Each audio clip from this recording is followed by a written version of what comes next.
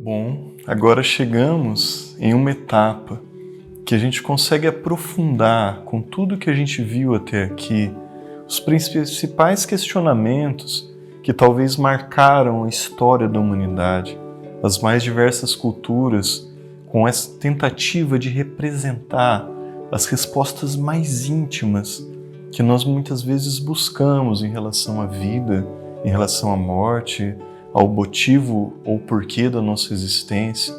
Então, depois da gente ter visto o tema 12 e visto pelo olhar da antropologia gnóstica as semelhanças culturais e a indicação de um mesmo caminho, se torna oportuno então estudarmos como isso era representado. O tema de hoje é evolução, involução e revolução. Entender primeiramente a evolução é entender que existe um progresso muitas vezes com o tempo. Isso marca praticamente tudo quanto a gente consegue observar. Então, nosso corpo ele evolui, quer dizer, ele progride, ele amadurece, ele se desenvolve com o tempo. Nós vamos amadurecendo, desde a fase embrionária até o momento que o nosso corpo chega no ápice do desempenho físico, do desempenho cognitivo. Existe uma evolução. Se nós formos observar uma planta, acontece o mesmo, de uma sementinha até o momento do máximo de produção que ela vai ter de frutos, o tamanho que ela fica. Se nós formos pensar até mesmo de forma coletiva, na história, as civilizações chegam a um apogeu econômico, social, cultural. Poderíamos dizer que essas duas leis são mecânicas, porque é um progresso com a evolução e um retrocesso com a involução, ou é só evolução? Então nós percebemos que depois que a gente chega no apogeu do nosso desempenho físico e cognitivo, o tempo não vai nos dar mais. Na verdade, a tendência é que o tempo nos tire. Então é mais difícil manter a massa muscular, é difícil manter a massa óssea, é difícil manter, inclusive, a estrutura neurológica. Existe uma perda de até 1% da parte neuronal depois dos 60 anos de idade. Uma perda que a doutora Sara Lazar em Harvard mostrou que a meditação permite proteger a gente dessa perda, mesmo sem doença nenhuma. Não tem Alzheimer, não tem AVC. Se a pessoa chega aos 60 anos, é esperado, até num simples exame de tomografia, a gente observa uma diminuição do volume cerebral. Isso já não é um processo de evolução, é um processo de involução. Então a pessoa pode praticar a meditação para proteger.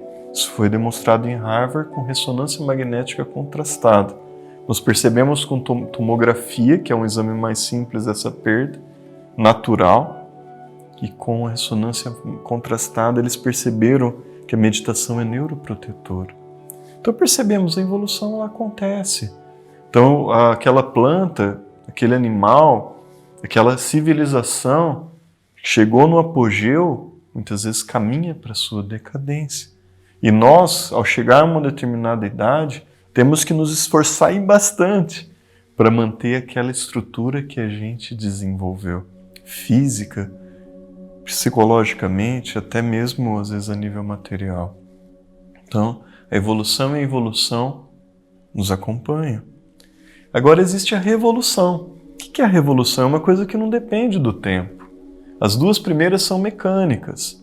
É que nem manter a massa muscular. A pessoa precisa fazer exercício, manter a estrutura neuronal, ela precisa meditar, ela precisa de algo que não vai ser o tempo que vai dar para ela, vai ser a conduta, a técnica, o esforço. Ela vai ter que merecer, com o esforço dela, pagar, com o esforço, com o tempo, que como a gente está fazendo agora, a manutenção dessas estruturas, que muitas vezes foi nos dada com a evolução, com o tempo. E de uma forma muito brilhante, a cultura budista representou toda essa questão frente à roda do Sansara. Recordemos que muitas são as culturas que têm um entendimento de que essa essência ou alma, como é representada, ela não está somente no corpo biológico humano. Até a pessoa que tem uma sensibilidade fala, nossa, olha esse animalzinho, olha essa planta, tem uma alma, tem uma vida, uma percepção em um outro aspecto. Então essas culturas, elas entenderam que antes dessa essência ou alma estar no corpo humano, ela passaria por um aprendizado. Nos reinos aristotélicos, né, de mineral, vegetal e animal, essa essência passaria por uma peregrinação, por uma evolução, representada também por essa roda do Sansara, em que ela chegaria no estado humano. E ao chegar nesse estado humano, no topo da evolução, depois de muito aprendizado, ela teria a oportunidade de sair dessa mecânica. E ela só sairia quando ela utilizasse essa liberdade que ela tem para enfrentar essa natureza inferior que ela tem e dissolver essa natureza inferior para ela realmente se liberar dessa lei mecânica. Isso é para poucos, naturalmente. E como nós vimos, isso é o sentido das religiões. E o que aconteceria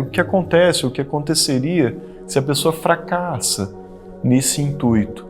Vem o processo involutivo, vem a perda de tudo que ela adquiriu. Já num outro aspecto, que aí a gente tem a expressão, a caracterização dos infernos, o Avit, o Averno, o inferno, essas regiões mais assombrosas, descritas pelas mais diversas culturas, representariam esse processo em que essa essência perde tudo. O movimento, a emoção, a cognição, para chegar na parte mais inferior desse círculo, passando por tudo e chegando nesse ponto mais abaixo, onde começa novamente a roda do Sansara, evoluindo até chegar no estado humano. Um acontecimento de milhões de anos, e a pessoa sobe de novo. Aí teria, segundo muitas culturas, 108 existências. Não consegue, volta e roda 3.000 vezes. Se a pessoa não consegue, aí acabou, ela volta a casa, ao seu local de origem, porém sem esse processo de revolução, sem esse avanço, sem essa conquista.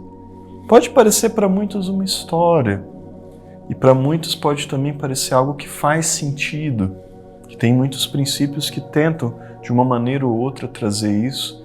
Dentro do cristianismo, muitos textos, considerados apócrifos, foram separados, né, da Bíblia como nós a conhecemos, num processo de seleção, porque traziam princípios como esse.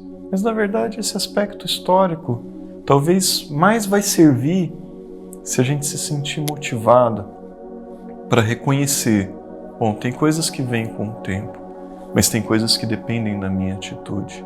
E ao ter a atitude certa, nós temos a conquista certa. E tudo isso parte, ou às vezes a gente só reconhece quando a gente está praticando a meditação, quando a gente está buscando se auto-observar.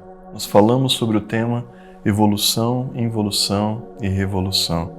Reconhecemos quando a evolução atua de uma forma mecânica na natureza, quando ocorre a involução, e o que realmente a revolução, né, da nossa consciência tem para nos oferecer. Falávamos em outros momentos que essa revolução, para a gente concluir nesse tema um pouquinho mais curto, que ela se divide em 3 aspectos: morrer, nascer e sacrifício. Que o morrer está relacionado com aquele aspecto da nossa lista, da natureza inferior. Conforme a gente vai eliminando cada um desses aspectos, nós vamos conquistando parte da nossa essência, que para muitas culturas é parte da nossa própria alma. Como diz alguns textos, com paciência possuireis vossas almas, o que talvez indicaria que nós ainda não a temos. Né? Algumas histórias falam, nossa, fulano vendeu a alma. Como é que ela vende se não tem? A gente fabrica, né? Conforme a gente vai conquistando parte dela. Então, estaria relacionado com esse processo, eliminando alguns aspectos dessa natureza inferior ou egóica. O nascer, nós falamos da questão da energia. Então, na psiquiatria, a gente fala, poxa, baixa energia, alta energia. A pessoa está deprimida, não tem disposição. Olha a importância que a gente tem de reconhecer a nossa energia, de não desperdiçá-la, de trabalhar pela nossa saúde para que a gente tenha disposição. A gente viu os mantras, né, como isso ajuda a projetar a energia nos chakras. E por fim, e não menos importante, nós temos o sacrifício pela humanidade, que tem muitas vezes se manifesta com a caridade, com trabalhos sociais, com ajudar as pessoas da nossa família, fora dela, mas que permite que a gente faça coisas não só por nós mesmos. Isso nos une, isso nos dá força, isso nos permite conhecer pessoas que têm esse mesmo princípio, têm esses mesmos princípios. Dentro, né, do projeto Samadhi, tem muitos que colaboram voluntariamente, tanto buscando a carreira acadêmica, quanto entendendo essa proposta para ampliar a divulgação, compartilhar, aumentar o alcance. Temos dentro do Centro de Pesquisa o projeto Mama África, para ajudar e colaborar com os países africanos. A gente tem um vínculo, um carinho muito especial com Moçambique, né, que a gente tem muitas parcerias já. Temos diversos projetos sociais, muitas vezes a gente conhece pessoas e apoia projetos, ajuda, faz atividade voluntária. Isso é essencial para o desenvolvimento da nossa consciência. Mas antes da gente ir, lembremos também das práticas. Será que a gente está praticando? Será que a gente está lembrando?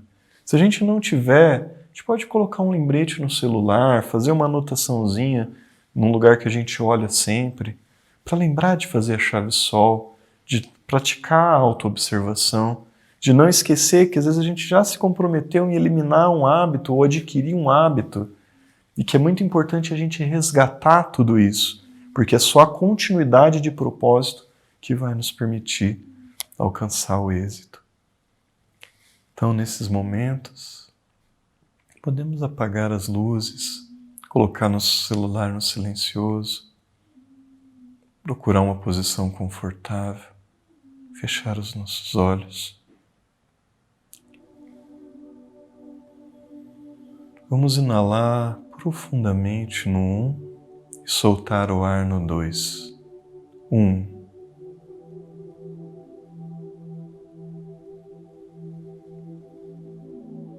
2.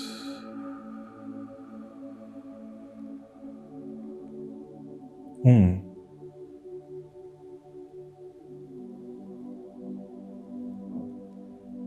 2. 1.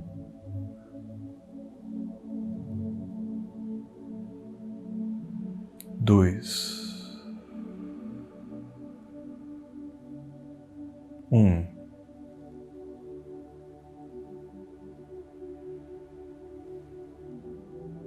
2.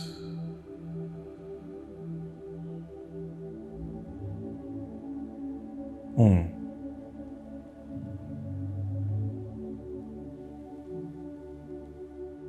2. 1.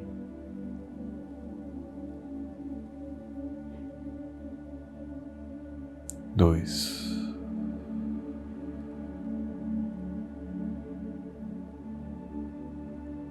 Suficiente. Vamos percebendo agora como o nosso coração já vai desacelerando a sua frequência, muitas vezes até mesmo a pressão que estava mais alta vai se tornando pouco a pouco, vai estabilizando.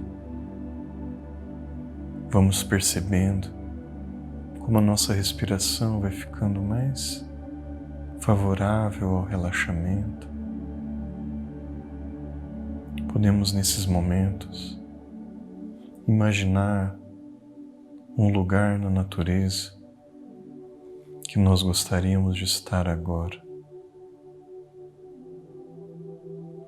Para alguns, uma praia, para outros, uma cachoeira, uma montanha, uma paisagem mais quente ou mais fria. Não importa, essa paisagem é perfeita para nós. perfeita para nos encontrarmos conosco mesmo, perfeita para relaxarmos. Essa vista que estamos presenciando, esse horizonte magnífico que nos conduz a uma reflexão, que nos conduz a um estado de profunda inspiração.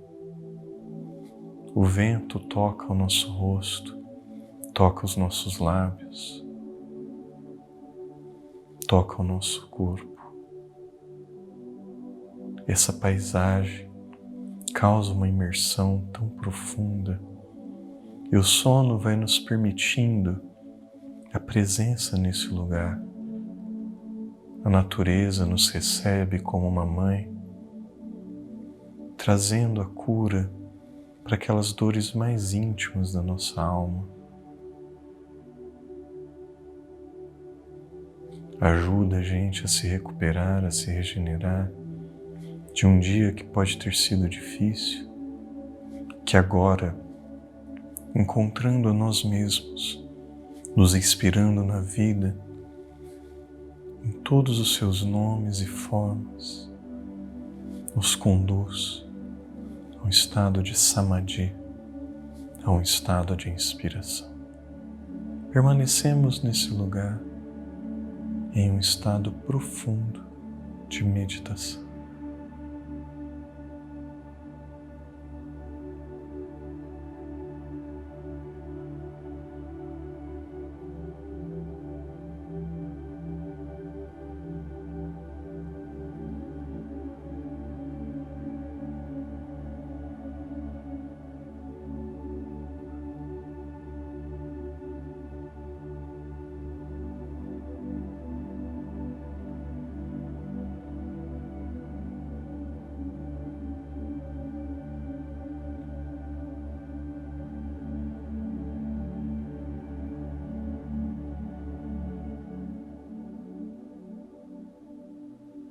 Podemos continuar essa técnica o tempo que considerarmos necessário. Muito obrigado a todos e até nossa próxima aula.